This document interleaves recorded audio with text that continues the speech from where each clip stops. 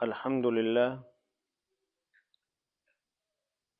لله الأحد الصمد الذي لم يلد ولم يولد ولم يكن له كفوا أحد، والصلاة والسلام على سيد الأنبياء والمرسلين وعلى آله وأصحابه ومن تبعهم بإحسان إلى يوم الدين. أعوذ بالله السميع العليم من الشيطان الرجيم. بسم اللہ الرحمن الرحیم. چوتھا پارہ سورہ النساء اور آیت نمبر 19. یا ایہا الذین آمنوا لا یحل لکم ان ترثوا النساء کرہا ولا تعضلوهن لتذهبوا ببعض ما آتيتموهن إلا أن يأتين بفاحشة مبينة وعاشروهن بالمعروف فإن كرهتموهن فعسى أن تكرهوا شيئا ويجعل الله فيه خيرا كثيرا وإن أردتم استبدال زوج مكان زوج وآتيتم إحداهن قنطارا فلا تأخذوا منه شيئا أتأخذونه بهتانا وإثما مبينا وكيف تأخذونه وقد أفضى بعضكم إلى بعض وأخذن منكم ميثاقا غليظا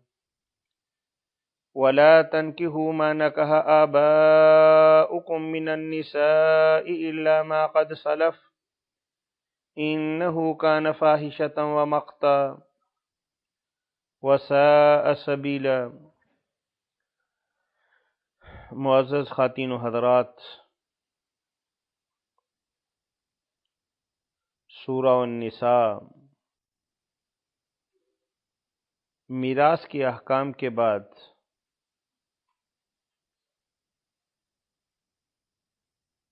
اللہ وحدہ لا شریک نے بے اعتدالی، غیر ذمہ داری یا اخلاقی اعتبار سے کچھ کاموں کے حوالے سے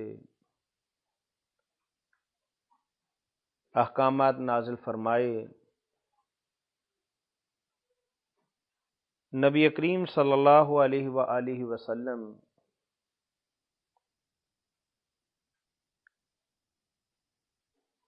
ظلمات کے ایک ایسے دور کے اندر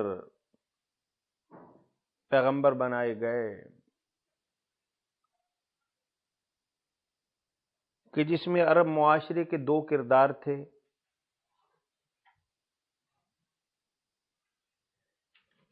ایک تو چند ان میں بہت ہی اعلیٰ قسم کی باتیں، حافظے کے اعتبار سے بڑے قوی لوگ تھے، بہادر، جری،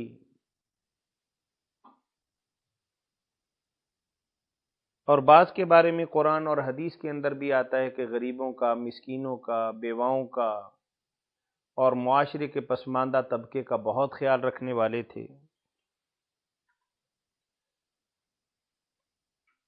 وہاں شرک کے ساتھ ساتھ بے شمار اخلاقی، مالی،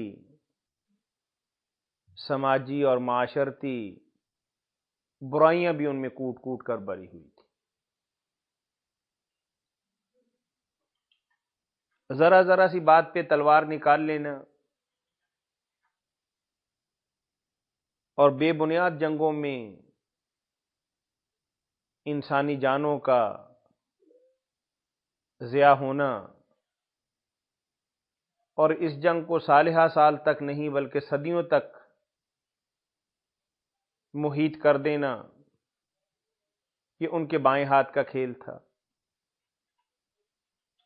جوا، شراب، بے ایمانی اور بدعنوانی اس کا ترہ امتیاز تھا. تو وہاں کچھ جاہلیت کے نکاح چونکہ بنیادی اعتبار سے اس زمانہ کے اندر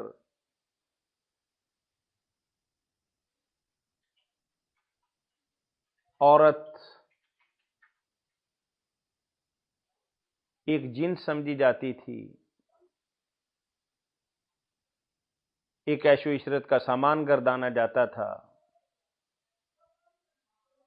اور اس کی شخصیت کو اور اس کی ہستی کو اور اس کی پرسنالٹی کو اور اس کے وجود کو پریکا سے بھی زیادہ کوئی اہمیت نہ دی جاتی تھی۔ گھروں کے اندر بھی عورت کو کوئی خاص مقام حاصل نہیں تھا، گھرداری کے معمولات اور معاملات کے اندر بیچاری کا کوئی عمل دخل نہیں تھا، اور مال و دولت کی مالک بن جائے اس کا بھی خاص تصور اسلام کے اندر، اسلام سے پہلے نہیں تھا۔ اسلام چونکہ اللہ کا آخری پیغام، آخری نظام، اور قرآن اللہ کی آخری کتاب، تو اس لیے اللہ وحدہ لا شریک اس زمانے کی جاہلیت اور آج کے زمانے کی جاہلیت، انسان خواہ کتنی ہی ترقی کر گیا ہے،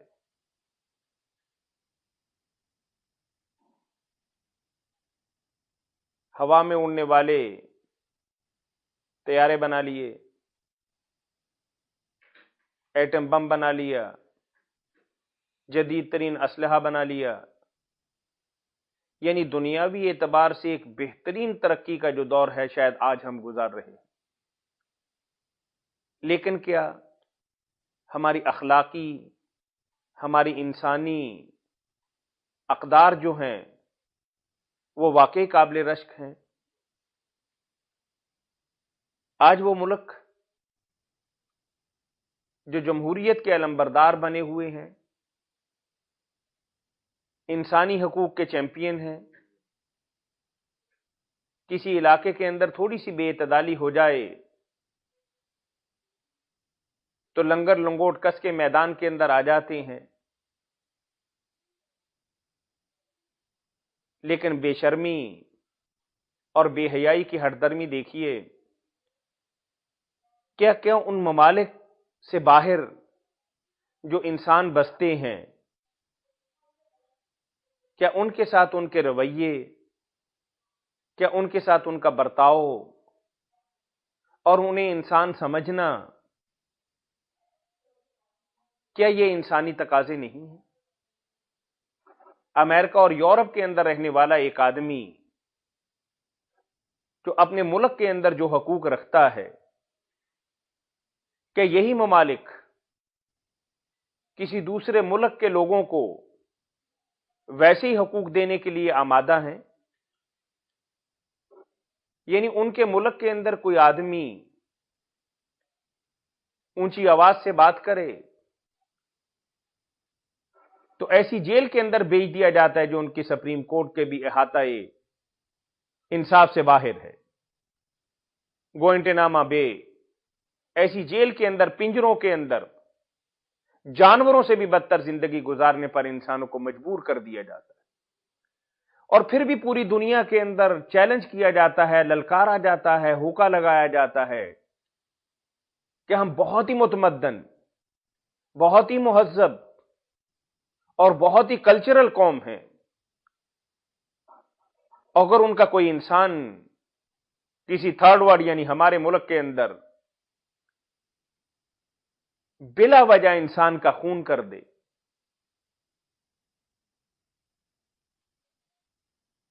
اور ٹریفک کے اندر کسی انسان کو کچل ڈالے،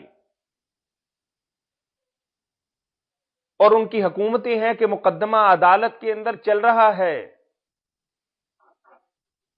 پھر بھی روب اور دونس اور داندلی سے یہ چاہتے ہیں کہ ہمارا بندہ ہمیں دے دیا جائے۔ یعنی انصاف،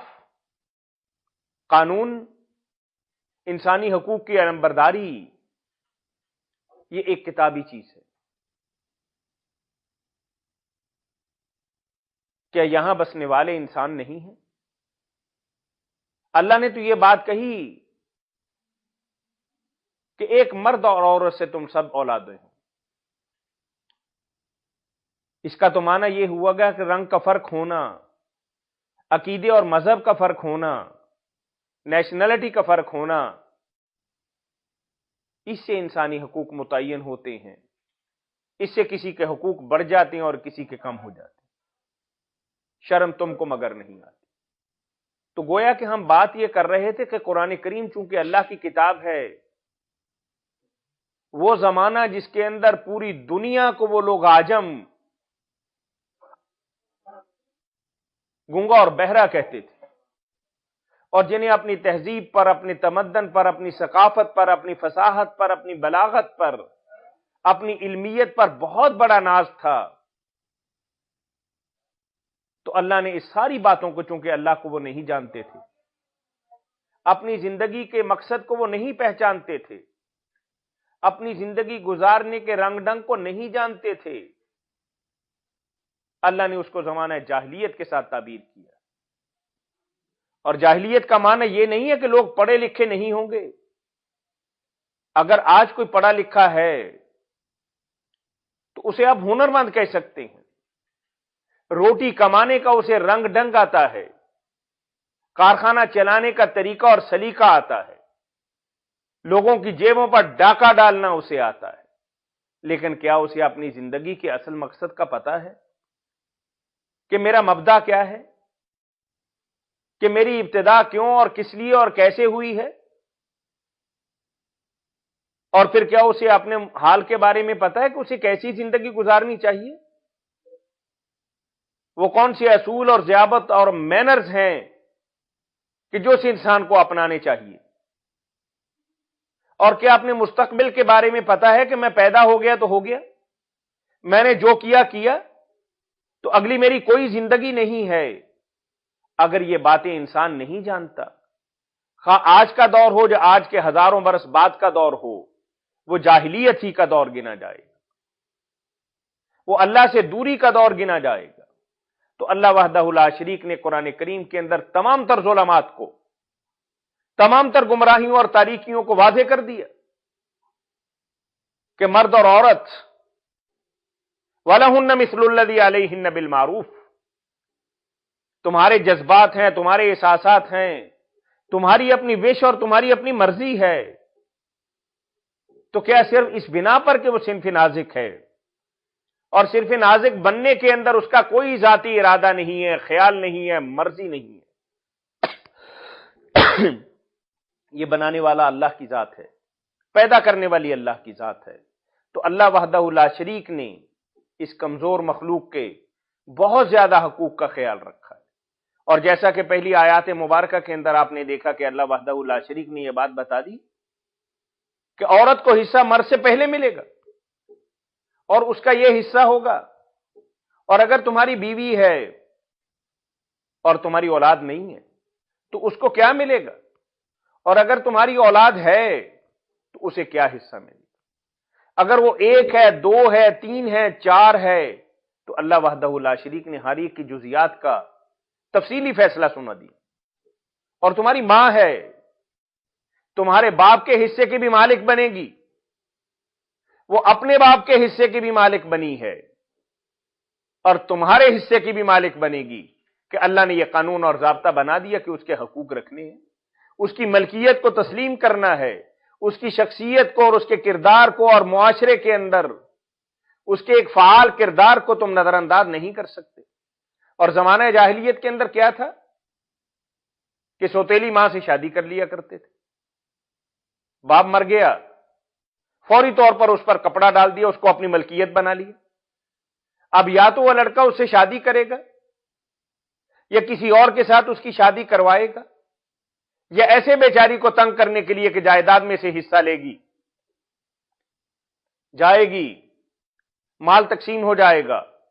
اپنے گھر کے اندر باندھ کر رکھو۔ تو اللہ وحدہ لا شریک جو احکم الحاکمین رب العالمین اور قادر مطلق ہیں، یہ تمام قوانین اور ضابطے بنانے والے ہیں، اور اللہ نے ان کے حقوق مقرر کر دیے کہ یہ بے حیائی کے کام ہیں، یہ بے ایمانی اور بددیانتی کے جو منصوبے تم بنا رہے ہو، اللہ کو یہ سخت ناپسند ہے۔ تمہارے باپ کی بیوی تمہاری بے شک ماں نہیں ہے، تم کسی اور کے بیٹے ہو، لیکن تمہاری ماں کے درجے کے اندر ہے۔